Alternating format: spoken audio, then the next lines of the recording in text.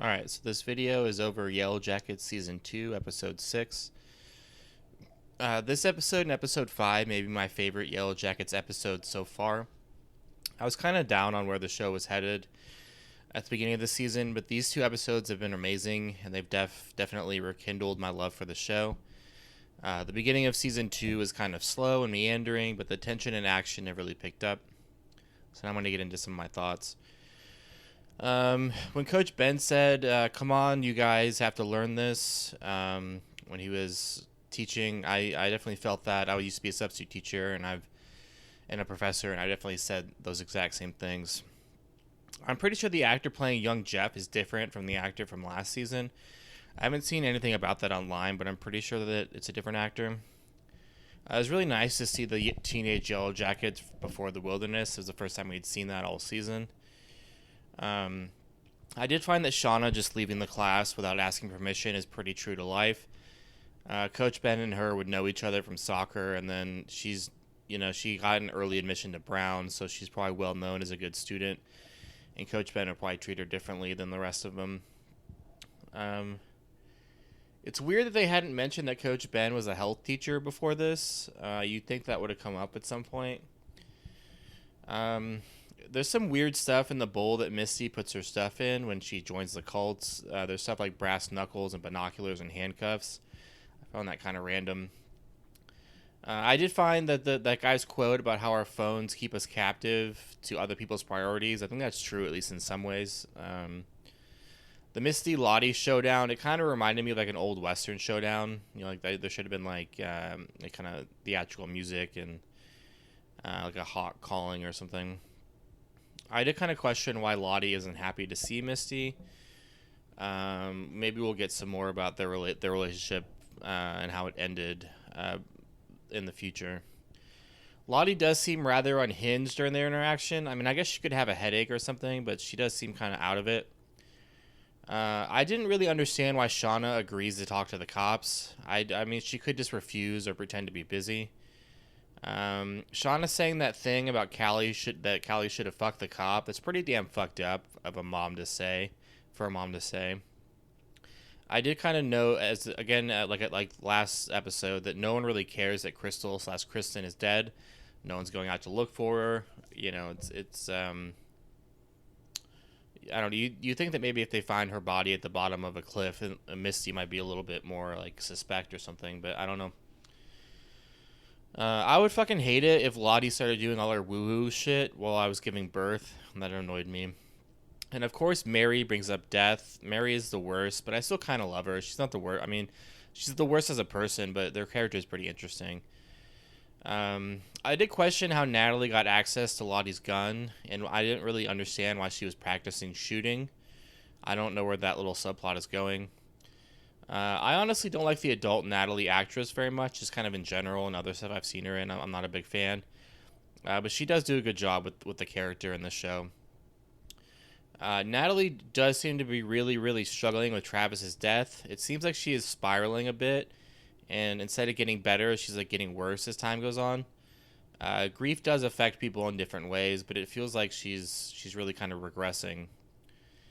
And they are really building up the whole thing that they did fucked up shit in the wilderness. I hope that they follow through on that, and it's not just the pit girl type stuff. If it was just the pit girl type stuff, it'd be a disappointment. I'm hoping that they get into some really fucked up stuff, maybe even by the end of this season. And Ty asking for her dark self's dialogue is pretty fucked up. It's like she has multiple personalities or something. And Ty does seem to legitimately forget that she's married when she's talking to Van, which is kind of weird to me. And I'm glad that Van is resistant to Ty's bullshit. And this is noted in the dialogue, but we again see the overdue Bill and Van's trash that was shown like an episode or two ago. I did question why we didn't get to see Lottie's psychiatrist in this episode. The psychiatrist is correct that when mental health symptoms start returning, there can be a deep feeling of dread. This feeling of, oh boy, here we go again. I'm bipolar type 1, and I do have manic episodes, as I've talked about in other videos. And whenever a manic episode starts, I usually am aware enough to realize it, and it can be very terrifying to feel like you're on a roller coaster you can't get off of. I do think that a real psychiatrist would probably try to hospitalize Lottie with her being that manic and messed up in the head. It's interesting that adult Natalie seems to have gone the opposite way of her teenage self. You know, instead of remaining opposed to spirituality and all that stuff and all of Lottie's bullshit, she seems to be kind of buying into Lottie's stuff. You can tell that Travis's death is really fucking her up still. Misty's face during the drum circle is priceless.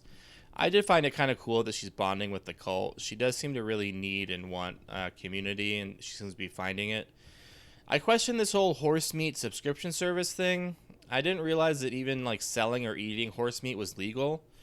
I guess it is, but sounds kind of fucked up to me.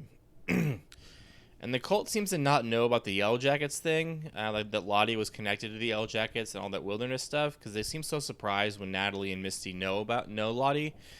And you would think that they were at least like somewhat celebrities, and like Natalie and Lottie and Misty, and you would think that the cult would know about that, and that Lottie would play that kind of stuff up to kind of up her aura.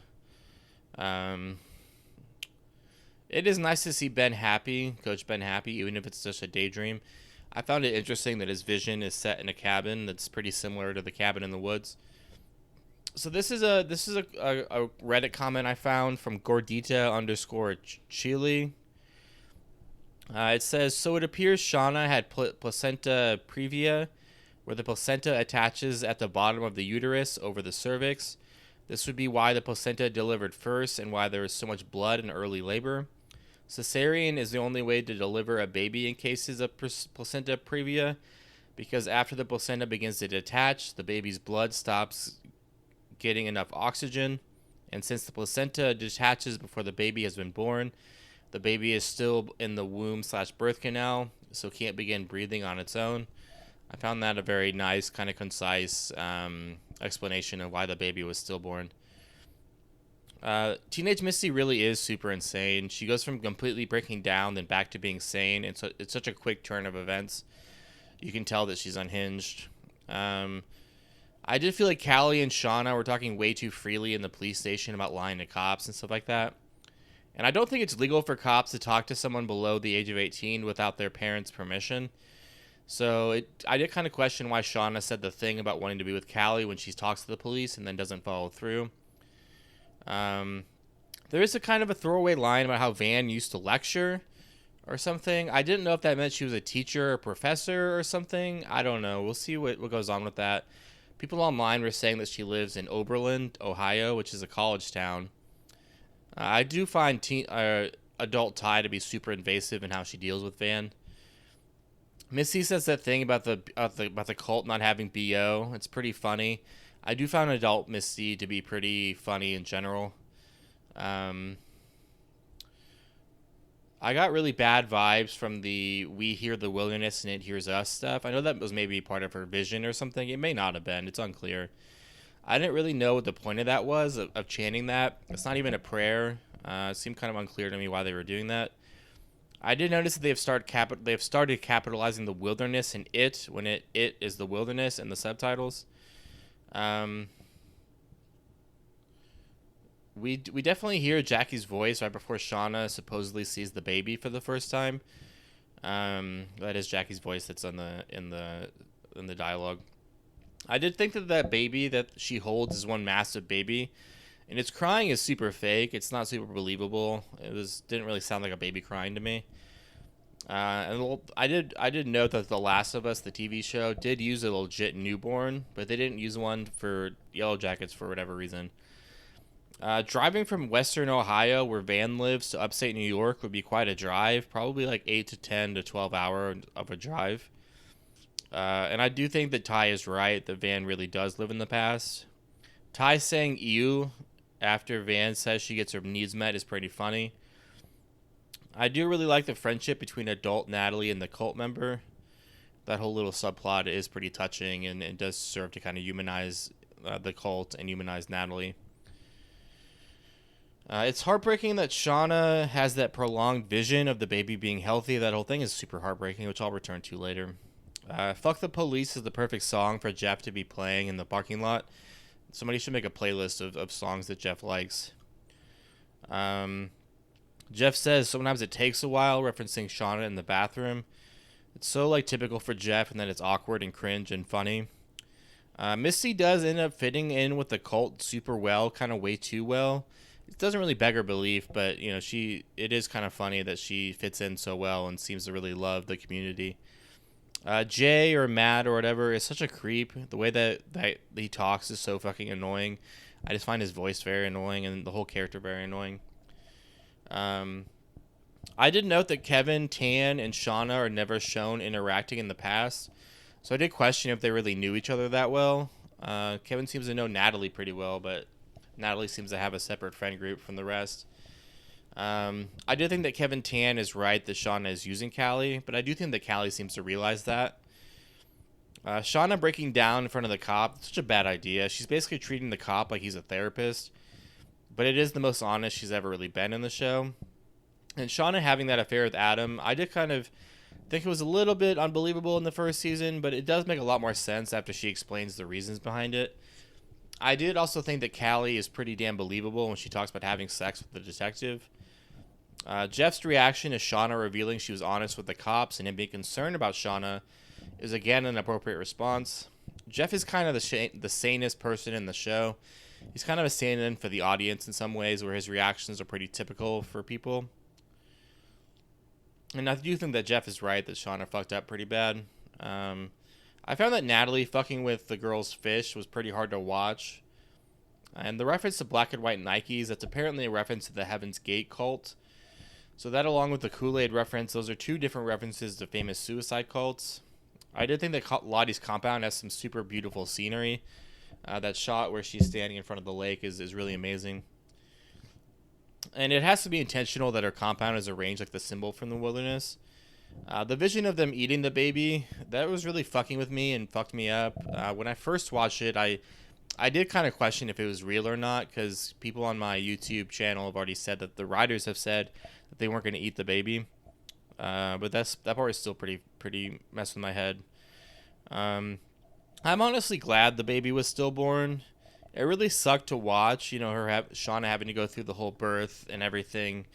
But having to deal with a baby in the wilderness would have really been a drag and would have brought the show down and would have probably been annoying.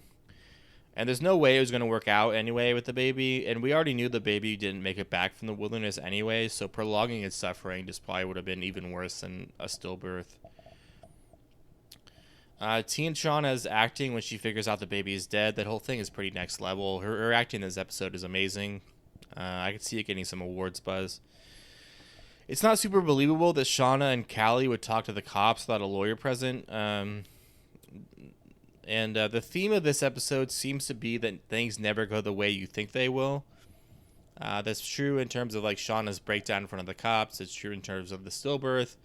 Even with a lot of the adult actors arriving to Lottie's compound, it seems like they didn't necessarily expect themselves to be there.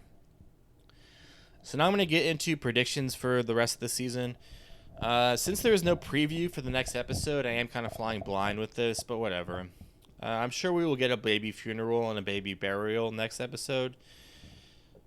I really can't imagine that the show will have Shauna go to jail. I don't think that her being honest about the affair will end up screwing her over all that much. I could see her getting away with the murder at least partially due to her being a woman with no prior criminal history, and they obviously don't have enough to charge her with, and we're obviously trying to get her to come to the police station and incriminate herself. Callie's ploy of saying that her and the detective had sex, I think that could actually work. Kevin doesn't seem to really trust his partner very much, and nor does he seem to really like his partner that much. So I can see him ending up believing her, or him ending up realizing that she would be pretty convincing in court. We are going to have to figure out what exactly happened between Ty and Van in the past at some point, like why they broke up. I kind of think that reveal won't happen for a while. Maybe more of a season 3 thing, perhaps, or end of season 2. I did question if Van is just depressed and not doing well mentally, or if she has some type of cancer or something like that. I do think there's going to be some kind of big reveal about her by the end of the season, where it reveals why she doesn't care about her overdue bills and why she's not really trying to find love. It seems like she's really into short-term thinking, which you would think would be indicative of her not having a long-term future. I do think that things might get pretty damn crazy after this episode. They've teased the girls doing some like a war or combat thing in some of the previews for the episodes. I do think that losing the baby is going to somewhat drive them crazy, especially Shauna. And Lottie and the baby. Lottie said the baby would change everything, and maybe the baby will change everything, just in a bad way, an evil way. I did kind of question what's going to happen with all the adults at the compound. I don't know where that part of the story is going, like what they're going to do there, what they're going to find out, what they're going to accomplish, like where that whole thing's going. Are they going to, do some blood sacrifice? Are they going to go back to the wilderness? Where's that all going? I did question if we'll see Walter again. Walter the Frodo, what's his name? I'm blanking on his name. Elijah Wood. I do kind of question if we're going to see him again. I have to imagine that we will see him again before the end of the season. I kind of doubt he's going to be like a series regular, though, like for like in seasons 3, 4, and 5. He might just be a season 2 character. And I still think we're going to get a stuff about a tunnel or a bunker or both, or some type of geothermal activity. There's no way that whole subplot's going away. And then I'm going to end with a comment I found on Reddit from Undertone90. Whoever it is, they said that they predict that season 2 ends with the beginning of spring. I could definitely see that. Season 3 will be spring and summer. And then season 4 will be autumn and the winter when they start hunting each other. And then they'll probably be rescued at the end of the season, meaning the end of season 4. And then season 5 will depict them post-rescue. If that's true, then we may not find out why Ty and Van broke up until season 5, which I kind of doubt. But I did find that comment to be strangely believable and very logical, and I felt like I should share it. All right, thanks for listening or watching or whatever. Like and subscribe if you could. I'd appreciate it. See you next week.